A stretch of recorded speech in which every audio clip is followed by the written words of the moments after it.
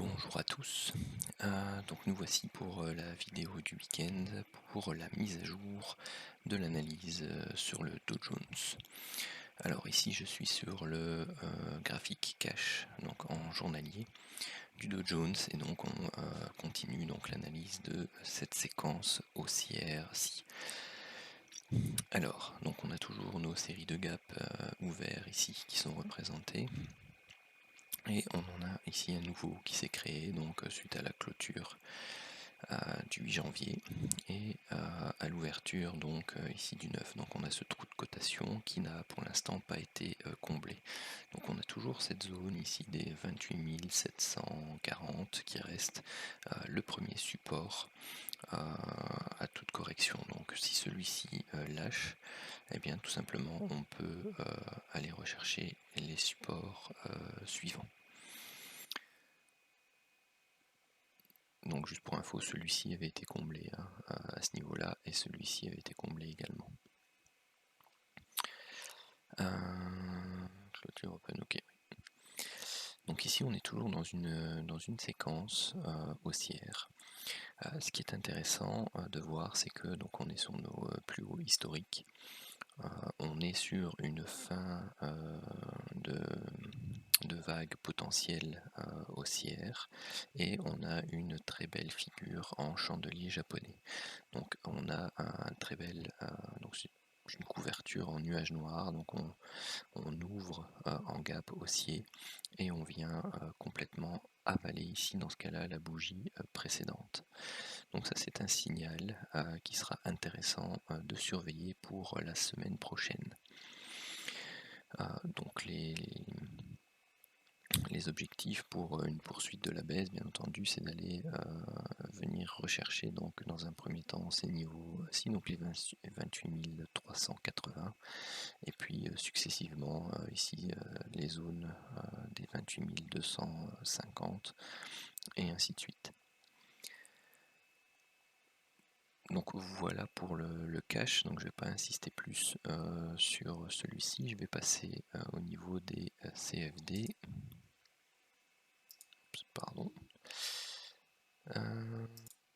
Voilà, désolé, je pensais qu'il était affiché directement derrière.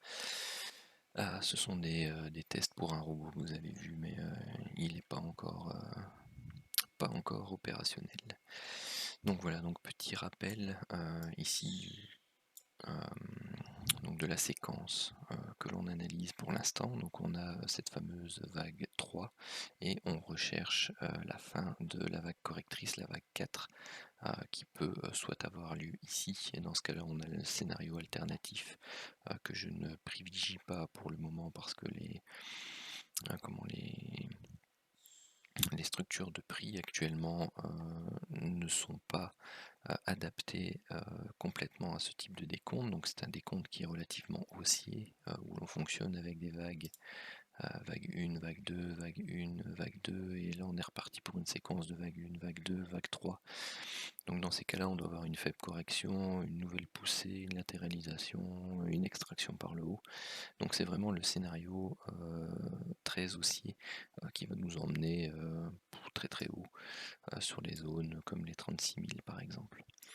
Donc pour l'instant, c'est pas ce scénario-là qui a des probabilités, même si on a, vous le voyez ici, la ligne de tendance court terme qui est très haussière, la ligne de tendance long terme qui très haussière aussi, mais nous sommes sur une zone potentiellement intéressante ici pour clôturer donc notre vague D dans notre scénario où la vague 4 corrigerait donc en triangle, en expansion, donc c'est-à-dire avoir une vague A ici, une vague B ici, une vague C, et là on travaille la vague D. Attention que si on vient franchir cette zone et casser ici l'oblique hebdomadaire qui est le report de la base du canal sur le point de haut de la vague 3, eh bien cela mettrait à mal le scénario donc de triangle en expansion. Pourquoi? Parce qu'on aurait une proportion entre la vague A et la vague C qui deviendrait supérieure aux 200%, ce qui commence à devenir exagéré en termes de relation entre les deux vagues, parce que dans un triangle, eh bien, vous avez une relation entre la vague, donc ici la vague B et la vague D, une relation entre la vague A et la vague C. J'ai peut-être dit une bêtise tout à l'heure en disant que c'était la relation entre la vague A et la vague D, mais c'est bien la relation entre la vague B et la vague D. Donc voilà, donc cette zone ici que j'attends depuis un bon moment, donc celle des 28 930 et 29 220, eh bien elle est à surveiller de manière très importante. Donc ça c'est pour la vue hebdomadaire. Donc j'ai déjà tracé ici entre le point, donc la vague D se divisant en 3 temps, donc une première impulsion, la vague A. Ici on a un triangle en extension pour finaliser la vague E ici pour la vague B.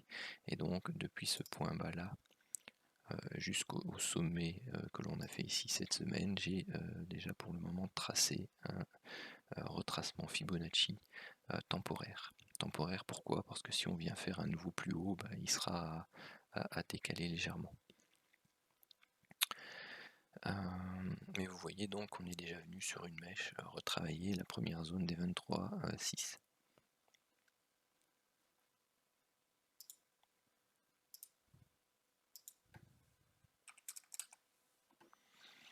Alors voici la zone qui nous intéresse à l'étude. Donc c'est par rapport ici à notre point bas. Donc on a eu notre fameuse première impulsion sous vague 1, la correction sous vague 2, l'impulsion pour la sous-vague 3, une correction en flat en expansion, donc pour la sous-vague 4, et donc là j'ai tracé ici en bleu foncé donc le canal Elliott pour la vague 5. Donc ce canal part de la base du point bas de la vague 2 et relie le point bas de la vague 4 et on applique une parallèle au point haut de la vague 3. Ce qui se passe, c'est que bien entendu, les différentes vagues ont tendance à aller rechercher le haut de ces canaux. Ce n'est pas une obligation, mais c'est une tendance. Vous voyez ici donc que dans cette phase haussière-ci, eh bien, pour l'instant, on travaille ce fameux porte-voix au niveau chartiste, qui ici est un véritable porte-voix. Et bien l'alerte qu'on a ici aujourd'hui par rapport à ce sommet devrait nous emmener à casser la borne basse ou aller la rechercher. Donc on est toujours ici dans notre zone rouge, où on a eu ici une première touchette et un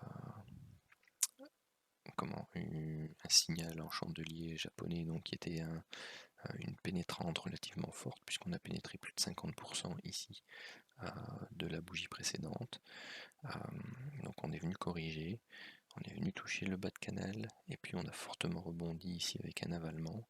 Et puis là, de nouveau, on a la touchette ou le travail dans la zone, et on a de nouveau une bougie, ou un chandelier, pardon, qui retrace ou qui avale donc la dernière bougie. Donc c'est la fameuse couverture en nuage noir que l'on a vu sur le cache.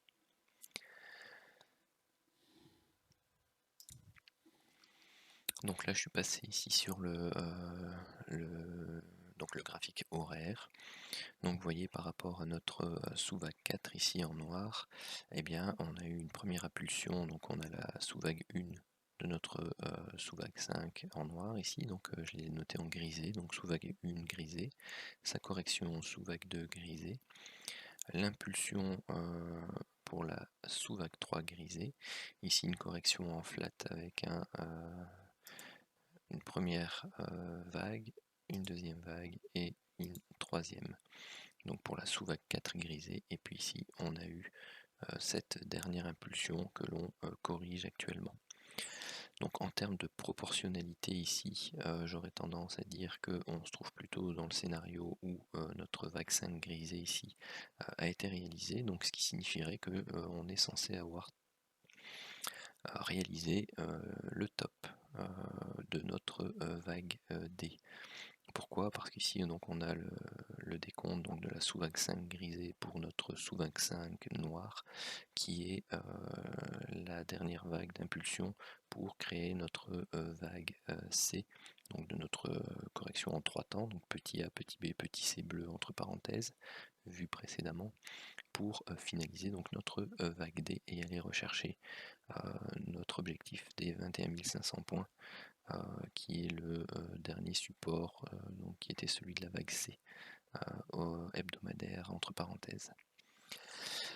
Donc ce que je vais attendre moi ici début de semaine par rapport à ça, c'est d'avoir un décompte en 5 temps ici sur l'horaire et d'avoir son retracement en 3 temps pour prendre position à la vente. Pourquoi? Eh bien tout simplement parce que soit on est ici dans une première impulsion haussière qu'on va corriger en A, B et C, et puis on va repartir de plus belle à la hausse. Soit si on valide ce scénario-là, et bien tout simplement on va avoir fait notre vague 1 et notre vague 2.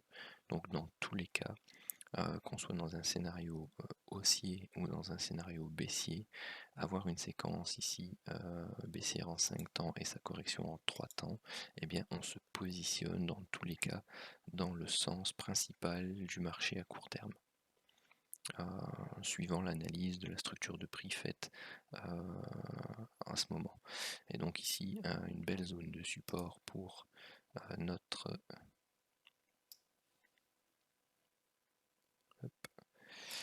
notre fin de première vague, et bien ce serait celle-ci, tout simplement. Donc la zone des 720 à 750. Bon, ça n'empêche pas que le marché puisse aller transpercer cette zone et puis la réintégrer.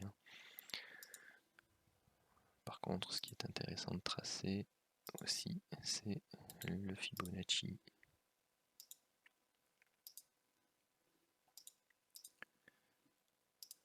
Alors pourquoi est-ce qu'il est intéressant de le tracer celui-là? Parce qu'il peut nous donner plusieurs indications. La première, c'est que bien tout simplement, si on vient ici rechercher, vous voyez que ici les 38,2 arrivent pile poil sur la dernière zone reprise ici pour une vague 5 égale à la vague 1 précédemment. Donc on viendrait rechercher cette zone, donc justement légèrement dépasser la zone chartiste ici avant de rebondir pour continuer à retracer.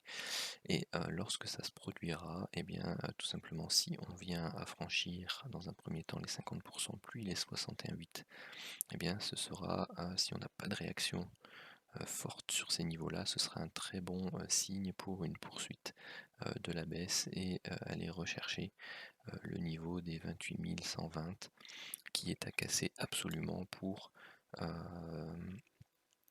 valider une correction plus profonde.